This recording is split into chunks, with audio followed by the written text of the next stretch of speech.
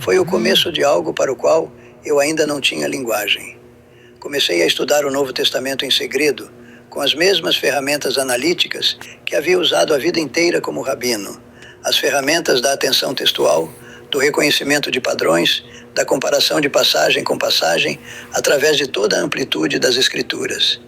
Miqueias 5:2 nomeia Belém como o lugar de origem daquele que governaria Israel, cujas saídas são do começo, desde os dias da eternidade. Daniel 9 fornece uma linha do tempo matemática que termina precisamente antes da destruição do templo, no ano 70 da Era Comum, o que significa que o Messias precisava ter vindo antes daquela data, ou a profecia simplesmente havia falhado. Zacarias 9:9 descreve o rei que entra em Jerusalém, humilde, montado sobre um jumento, sobre um jumentinho, filho de jumenta. Zacarias 12:10 fala daquele que traspassaram, e o luto como por um filho único.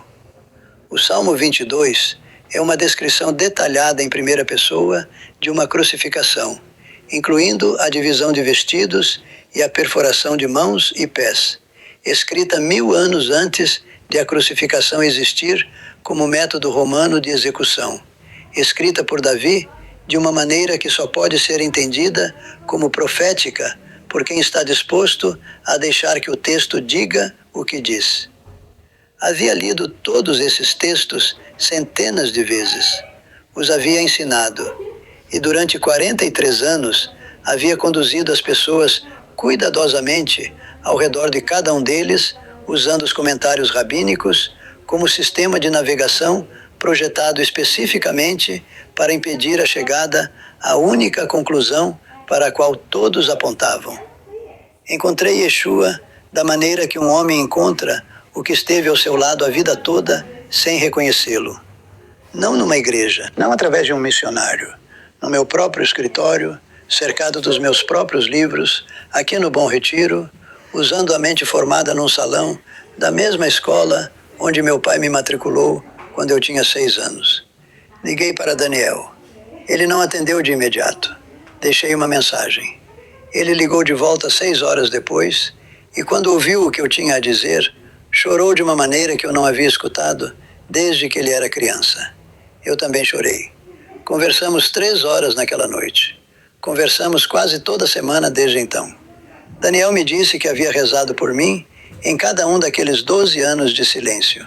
E esse pensamento me atravessa toda vez que o revivo. Os anos não nos são devolvidos. O Shivá não se desfaz. As cartas que ele deixou na minha porta e que nunca abri continuam sendo cartas não lidas. As cicatrizes permanecem porque a verdade chegou tarde. Mas ele me chama de tio de novo. E recebo essa única palavra como um homem perdido no deserto durante 12 anos que finalmente, aos 75 anos, encontrou água. Peço que não espere tanto quanto eu esperei. Leia Isaías 53. Leia Daniel 9. Leia Miqueias 5 e Zacarias 12 e o Salmo 22, sem nada no meio, e se faça uma única pergunta honesta. A quem tudo isso descreve? Passei 43 anos ensinando pessoas a desviar o olhar da resposta. O tempo que me resta é dedicado a apontar diretamente para ela. Há algo que quero dizer especificamente ao espectador judeu, ao homem ou à mulher que cresceu em uma casa como a minha, que foi ensinado o que eu fui ensinado, que fez cumprir o que eu fiz cumprir. Não estou pedindo que você se torne algo diferente do que é. Estou pedindo que leia os textos que você já possui. O Messias que sua tradição descreve já está em suas escrituras. A linha do tempo já está lá. O lugar de nascimento está nomeado. A maneira de entrar em Jerusalém está descrita. O sofrimento está traçado em uma linguagem tão específica que da primeira vez que você o lê sem o filtro, ele para você completamente. Eu sei por que me parou. Eu tinha 72 anos quando me parou. 43 anos de aprendizado e ensino atrás de mim, e ainda assim, o texto conseguiu encontrar a única pergunta honesta que eu havia tido medo de fazer durante toda a minha vida adulta. Não é tarde demais para fazê-la. Minha filha disse que conversou por 1 hora